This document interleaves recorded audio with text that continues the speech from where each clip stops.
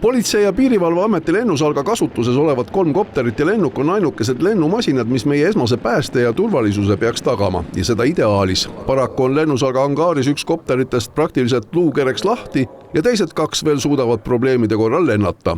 Aga eks lennunduses on reeglid hooldusele karmid. Ega seis ei ole tegelikult ju muutunud siin aastatega. Välja arvatud see, et jah, masinad vananevad, nende töökindlus läheb ju pidevalt tegelikult halvemaks. Ja see on küll andnud meile sellise töökoormuse juurde, et me peamegi neid rohkem hooldama. Ja selle tõttu meil siis selle teise kopteri saadavus on drastiliselt langenud. Aga valvekopter, ehk et see 1 kopter on meil ikkagi olnud üsna heas töökorras. 1 valvekopter peaks siis katma kogu Eesti vajaduse, seda turvalisuse tagamisel nii maismaal, mis nüüd ka väga aktuaalne merel. Vajadusel tegema ka meditsiinilende, neid tuleb aastas ette 100 juures. Siseministeerium on välja käinud plaani, mis näeb ette 5 uue multifunktsionaalse kopteri ja 1 uue lennuki soetamist. Äkki peaks kopterite puhul siiski lähtuma erinevatest vajadustest. Kui me tegeleme mingisuguse pääste või meditsiini või mingisuguse muu valdkonnaga, siis ega see lennundus ei ole ju ainukene asi, mis tagab selle valdkonna töö.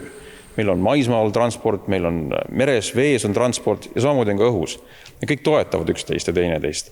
Ja siin peabki vaatama väga hästi sisse, et mis on mõistlik.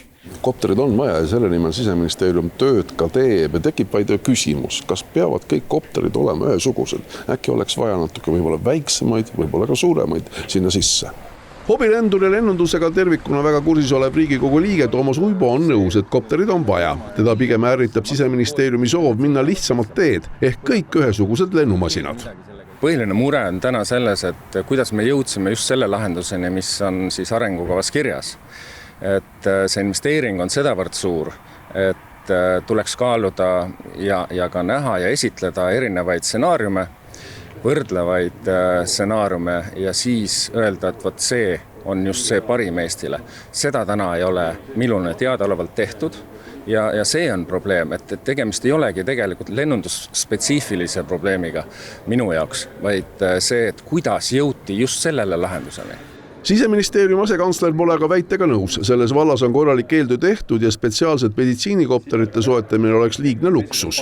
See põhiline argument, miks Sotsiaalministeerium ka ei ole läinud seda teed, on see, et punkt 1, nende kindlasti selline esimene suund on maismaa kiirabi, millega nad jõuavad kohale kiiremini ja väga suures ulatuses meie territooriumist. Ja siis on teatud hulk, sellist meditsiinitransporti, mida autoga ei jõua teha või ei ole võimalik teha ja mida siis tuleks õhutranspordiga teha. Ja praegu hinnanguliselt kulub selleks umbes circa 1 miljon aastas.